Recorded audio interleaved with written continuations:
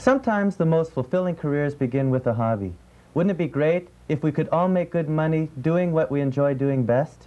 Today's topic is about musicians, specifically classical musicians.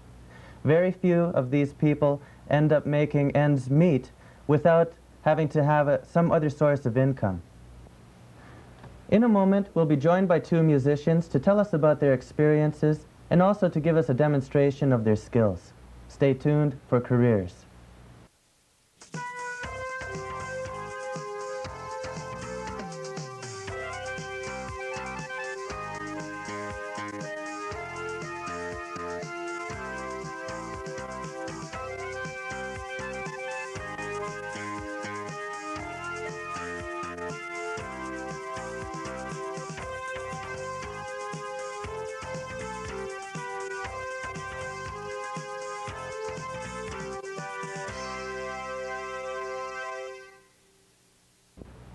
I'm Peter Wolfl, and this is Careers. Today we're joined by two musicians. David Klausner plays the recorder and other medieval instruments that are rarely used today. His skills have led him to play the recorder and bassoon with several orchestras, including the Toronto Symphony and the Canadian National Ballet. He is also the director for the Centre of Medieval Studies at the University of Toronto, where he specializes in early languages such as Middle Welsh and Old and Middle English.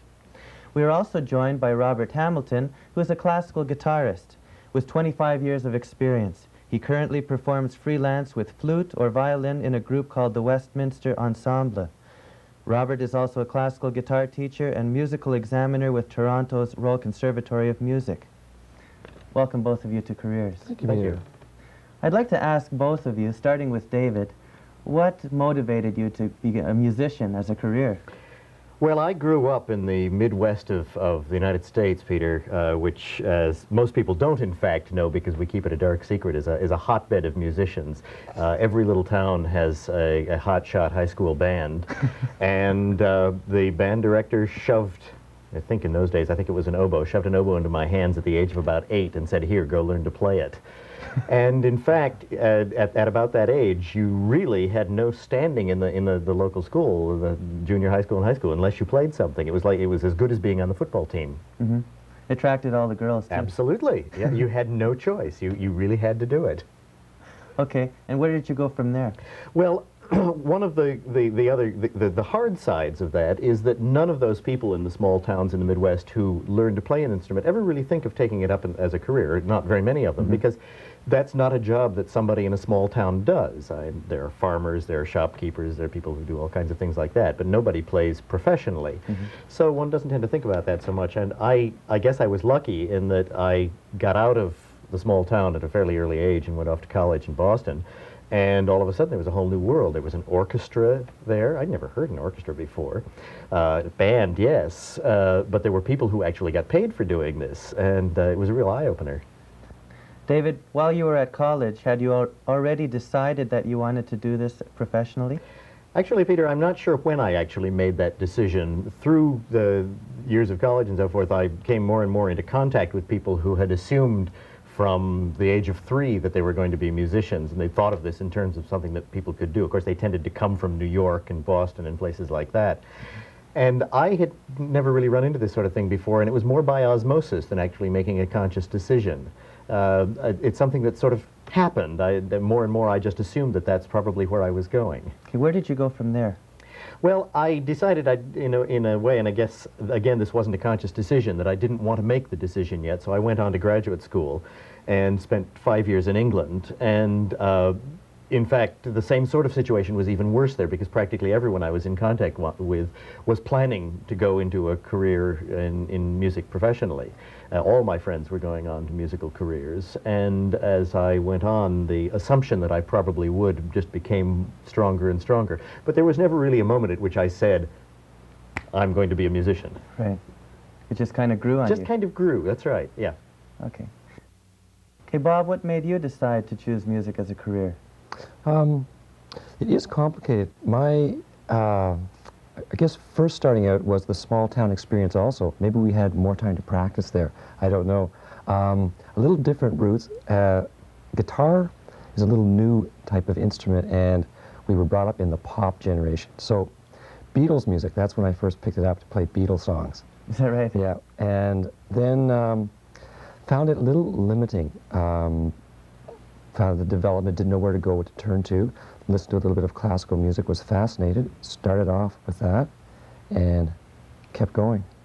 Did you originally have a classical guitar? No, I had a steel string pick guitar. Okay, so you made quite a switch. Very big switch. Tell us a little bit about your background and some of the steps that you went through in order to get to where you are today. In Kirkland Lake, that's where I was from, small town, very limited resources there to study music. I used the high school, very inspired by my high school music teacher, records. I played some other instruments there, the double bass, the trumpet, for some extra classical work. Then I started to take the train down to Toronto, like 10-hour trip, every 2 weeks to study at the Royal Conservatory of Music. And I did that while I finished high school, then moved down and studied full-time there. Mm-hmm. And what made you decide to choose this as a career for professional? I think it may have been over a 3-day decision. A guitarist by the name of Martin Polden came to play a concert in Kirkland Lake. And that's very rare in that area. And because I think I was the only classical guitar player for 100 miles, he stayed at my place, sort of billeted, and I was fascinated, a little bright-eyed kid with this, this concert guitarist from Toronto, and he was so helpful. He, I followed around, probably was very annoying to him, but he pointed out about what he did and his career and how it was, and when he left, that I said that's what I want to do. He became your hero. Yeah, exactly. David, you've played with the Toronto Symphony Orchestra and also the Canadian National Ballet Company. What kind of experience was this like for you? Well, I'd have to separate those, Peter, into two things. I played as a bassoonist with several orchestras. I played with the Toronto Symphony in the distant past. I spent about 10 years as a bassoonist and contrabassoon player with the Hamilton Philharmonic, and played a lot with the Canadian National Ballet. And that was an interesting experience, because I discovered after doing that for a long period of time that it was something that I did not want to do. It has wonderful, wonderful moments, but there are aspects of orchestral playing that can be sheer drudgery. And I just decided that I really never wanted to be put in the situation where I had to be playing music for reasons that I didn't want. At a time I really didn't want to do it, you know, the 35th performance of Swan Lake with a headache or something like this. I decided that I really didn't want to be in that situation. Some people can take it and are perfectly happy with that, but I decided not to, so I basically gave up orchestral playing. Playing the recorder with an orchestra is both an incredibly exciting and in many ways a very frustrating experience. I have done a few jobs with the Toronto Symphony playing solo recorder things, and it's very scary because, for one thing, the sort of tuning that I'm used to playing with a recorder ensemble is very, very different from orchestral tuning, and it means that you're absolutely on your toes every second, adjusting to what the instruments in the orchestra are doing. And the way in which your recorder produces a sound it's much more like a signal generator than most of the orchestral instruments, which means that you have absolutely no leeway at all. If you're not absolutely square on the pitch, it's instantly noticeable, and it sounds terrible. So it's quite frightening. It sounds like it could be quite stressful. It's very stressful indeed. And you have to be very disciplined. That's right. It's quite scary, although it's very, very rewarding. It's not a very large repertoire. There aren't very many things that you can play. But I discovered to my delight that, in fact, the instrument sounds very nice in Roy Thompson Hall. So it was a wonderful pleasure to play there. That must have been a thrill. What is musicology? You mentioned that term well, before. Musicology is the academic side of music. It's the side that has to do with research into the history of music on the one side, into especially these days, most of what musicology means is the history of performing traditions, how things were performed in the past. And it's a complicated topic the further back you go, because of course our sources for it aren't very good. We don't have anybody that you can go talk to. You can go say, you know, how did somebody play How did Mozart play the piano? What did he actually do? There's just no sources for this sort of thing. So we have to go to all kinds of complicated information for that. How acceptable is performance as a mode of research? That is the number one question, certainly for me, since I've opted for the route of mixing an academic career and a performing career at the same time. The problem, of course, is that you wind up diluting one of them. And the tendency is that you kind of dilute one, and everybody takes a look at your resume and they say, ooh, an awful lot of things, but gee, all over the shop. So what I've tried to do is since the kind of music I play requires a lot of research, again, exactly this kind of historical research, I've tried to make that very much a part of the academic side of it, so I get them stuck as close together as possible. And people are beginning to understand the idea of performing as something that's related to research now, that there are aspects of figuring out, for example, how to play a medieval instrument, that the only way you can get at that is to sit down and try to do it, and to see what you can do with the instrument or what you can't do, because if you try and do it and it is technically impossible, then there's a fair bet that they didn't do it. How do we even know today what medieval instruments were like? Often we don't. There are very few medieval instruments surviving, and those that do survive are fragments, literally. They're little pieces of instruments, so forth. There are no complete medieval instruments surviving. There are lots of pictures of medieval instruments in medieval paintings and illuminations and so forth. But you have to be really careful using those, because a lot of the time the way an instrument's drawn may have something more to do with the artist's imagination than what it actually looked like. So you have to use a lot of care, that sort of thing. There are a few medieval descriptions of instruments that tell us, that say that a particular kind of string instrument had 5 strings and they were tuned like this, something like that. So sometimes we've got some concrete information, but there's a huge amount of guesswork involved. Okay.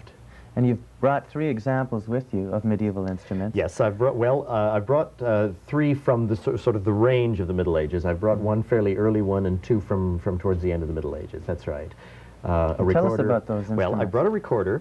There are no surviving medieval recorders. There are some little pieces of them, but that's it.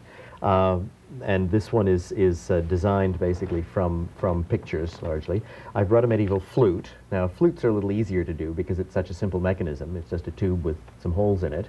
And I've brought an instrument from the end of the Middle Ages that eventually turned into the modern oboe with a double reed in it. David, what are you going to be playing for us today? Well, I brought 3 instruments along. I'm going to play you a little 12th century song on a 6-hole flute, very simple flute with just 6 holes and a mouth hole. On a medieval recorder, I'm going to play a fragment of a medieval dance. I might tell you this recorder was just made for me. In fact, it's only a few months old. The music is a lot older, but the instrument was just made a few months ago by a craftsman on Toronto Island, Peter Noy, out of a piece of Toronto Island plumwood. And finally, on a late medieval instrument, this is a shawm, the precursor of the modern oboe, and again, I'm going to play you a dance tune from the very early part of the 16th century.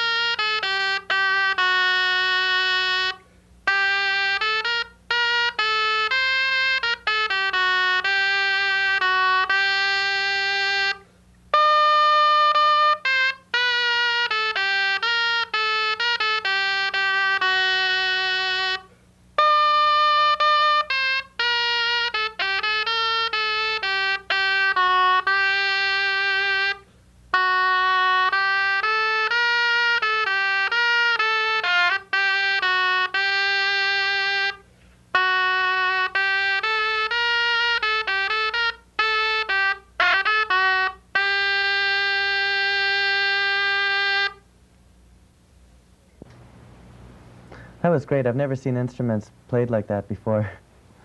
David, what does your other career as director for the Center of Medieval Studies involve?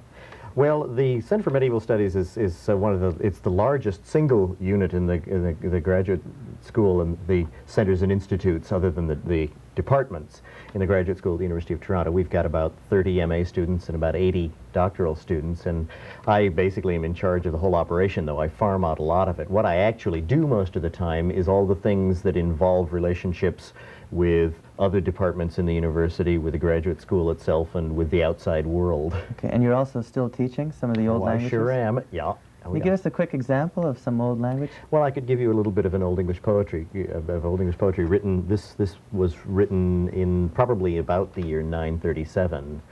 Herr Athelstan Kynning Erledrichten, Bernaberg Jaffa, and his brother Edmund Atheling, elder lang natir, geslogen at Setje, swerda edjum Brunanburg.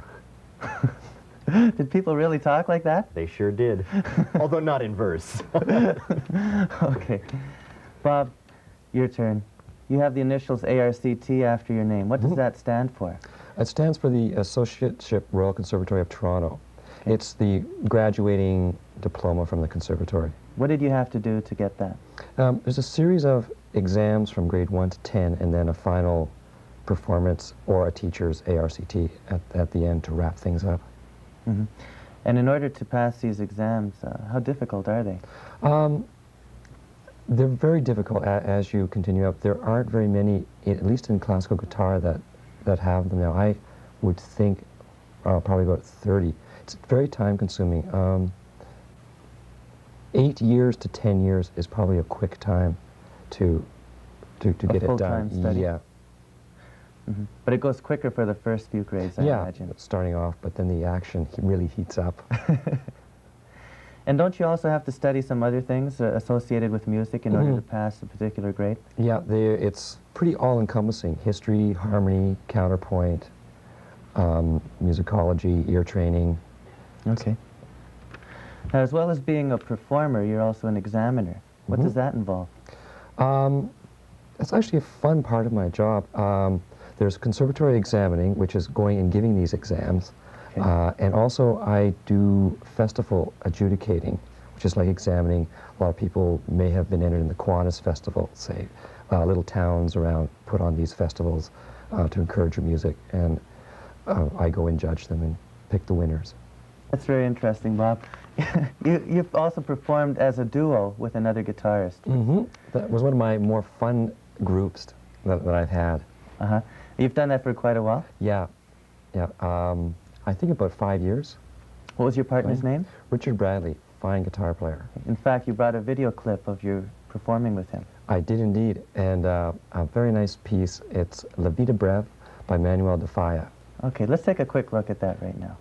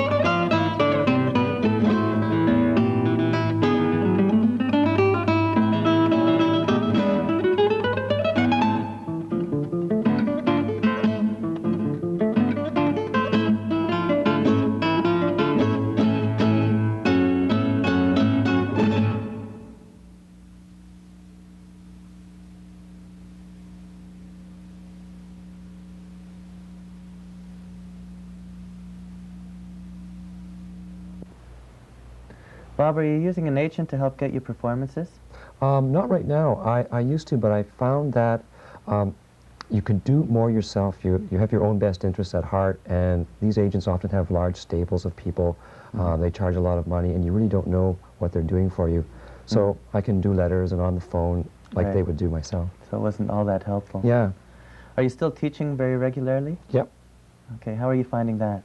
I'm enjoying it. I'm looking for the magic formula of the right amount of teaching and the right amount of performing. It's experimental at the moment. What is the proportion right now in your time? I would say about half and half. I think I'm going to do a little more performing and a little less teaching as time goes on. Do you find that teaching and performing is a good mix to have? I find it's an excellent mix. I've tried both of them without the other and found it wanting. Teaching without the performing, you lose touch with the instrument, with the goals, why everyone went in to play, lose touch with the technical problems, becomes a little stuffy, and just performing, you don't get to, it's a rat race, hectic, you lose the personal side. It's a very lonely business, so Right. both of them is great. And in a sense, I imagine you're still performing while you're teaching as Exactly, and learning incredible amounts from that. well. Okay. What are your opinions, Bob, about today's modern music? It's so vastly different from classical that you're currently playing. I like modern music a lot, and I listen to it. Different categories. I don't like the mindless, boring stuff. If it's creative, if it's well composed, I like it very much. Okay. David, what's your next move? Administration? Well, I'm doing a lot of administration these days, and I'm sort of two minds about it because I grew up believing that the best administration is the least administration. But I've kind of discovered that I'm good at it, and it has its own kinds of rewards. The rewards are very quick. They're very quick gratification. You solve a problem and it's done right there. Unlike things like teaching, where 6 years down the line you actually get some results. Yeah. So. I think not more administration. I think I'm doing as much as I'd ever want to do right now. I think I want to keep low key on that, and I don't think I'd want to do arts administration. I did that sort of thing for a while. I acted as agent for the Toronto Consort for years. And In fact, you're one of the founding members I of was that. indeed. That's right. I'm the last founding member with it. Tell us how you got that going. Well, we started out providing music for a medieval play, and the group was having so much fun that we said, oh, let's do a concert as well. And we did a performance with a play at the National Gallery in Ottawa, and so we phoned them up and said, how'd you like a free concert as well? And they said, oh, okay, go ahead. So we did, and we had just had so much fun that we went right on with it. And that was 16, 17 years ago now. So it's done well. But we farm out the agent side of it now because we've all done it for a while, and it's a horrible job. It really is. It's not fun. And if you're trying to do other things at the same time, it's probably a good job if you're absolutely single-minded about it. You still plan to keep performing? As long as I can. Well, I sure hope you can. Right. Okay, and the same thing with you, Bob. Thank you very Absolutely. much, Bob. We're out of time now. Thank you, Bob and David, for joining us on Careers. Thank you, Peter. I'm Peter Wolfl, and from all of us here at the studio, good luck in your own career.